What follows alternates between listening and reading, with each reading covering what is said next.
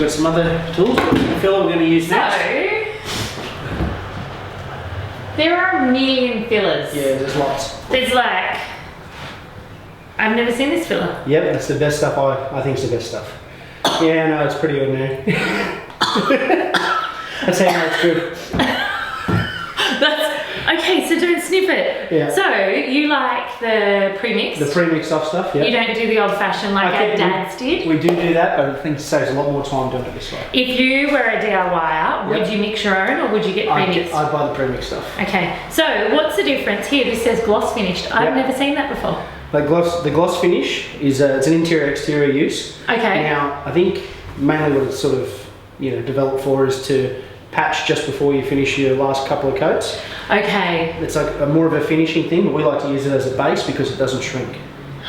This is so important. Yeah. I learnt the other week about shrinkage. Yes. And that you can be puttying, and that's why some people think they're just really bad at patching, and they're not. They're not. It's because they've patched it well, but they've used a shrinking product. That's right. And then they go to sand and paint, and as soon as they paint it, they see that it's depressed. Yep. And that's why overfilling when you patch is pretty important. Not overfilling so much that it's so hard to sand, but overfilling enough that if there is any shrinkage, any temperature changes or anything happens, that you're covered and you don't have to do it twice. Right. But this stuff helps you along with that. All right, let's get to it. So it is putty time or filler. Filler time, yep. Filler time, putty time on all these tiny little holes that when we shot on, we did glue these buttons on, but also when we shot them on with the gun. So I have been puttying for a very long time, but I'm absolutely not an expert at it. So Dan, I want your top tips like that anyone could do, that my grandma or my granddad could do if they had to fill all these holes. Alright, now the first tip is you don't want to overfill it too much that it's hard to sand, because the worst part of painting is sanding. Right? So we've got a nice surface here, nice flat smooth surface, so it should be pretty easy to get a good fill in there. So what we'll do is we'll just apply a little bit to our tool here. Right. Here's our other tool, and we just want to put a little bit on the end. So you use two tools? Yeah, two tools. Two tools. Yep, we do like that. And what we want to do is work it in, smear it off either side so it's nice and flat, and then keep just a little bit of excess so that it's easy to sand. Okay, now do it again. This one here is a little bit different because it's curvy. rounded.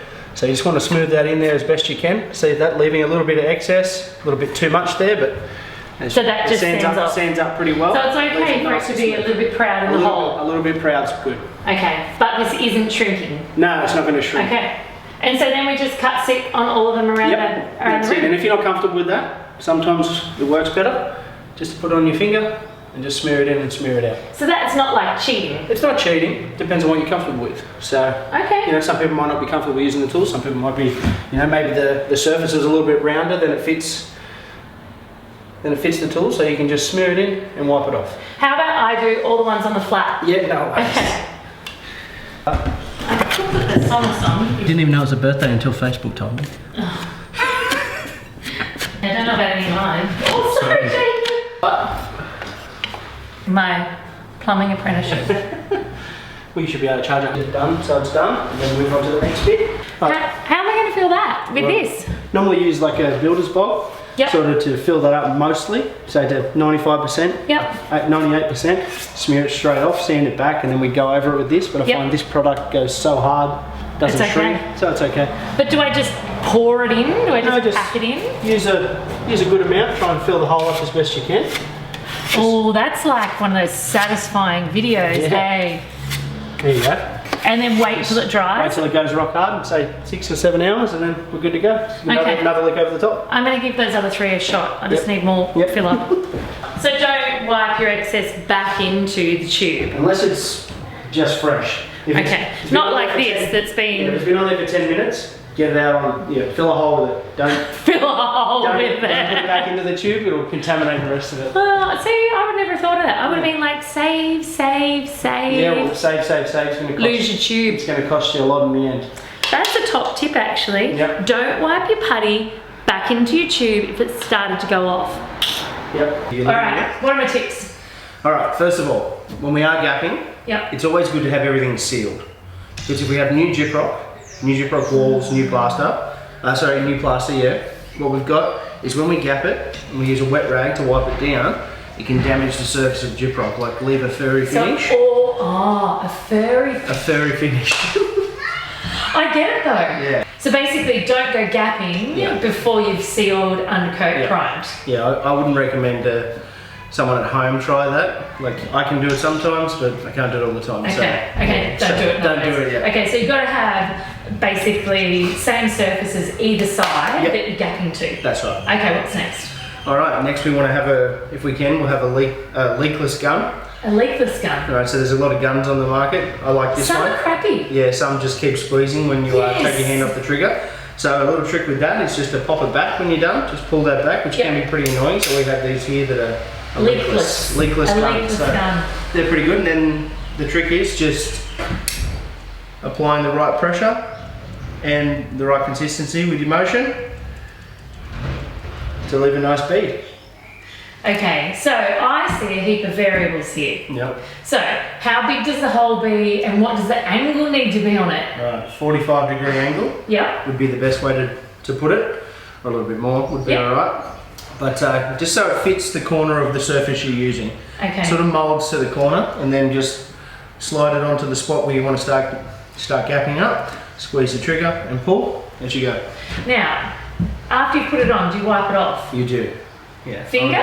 Yeah, use one finger. So you just get a rag, nice thin rag, wet, not saturated, just damp. Okay. Water or spirits? Just water. Okay. Yep.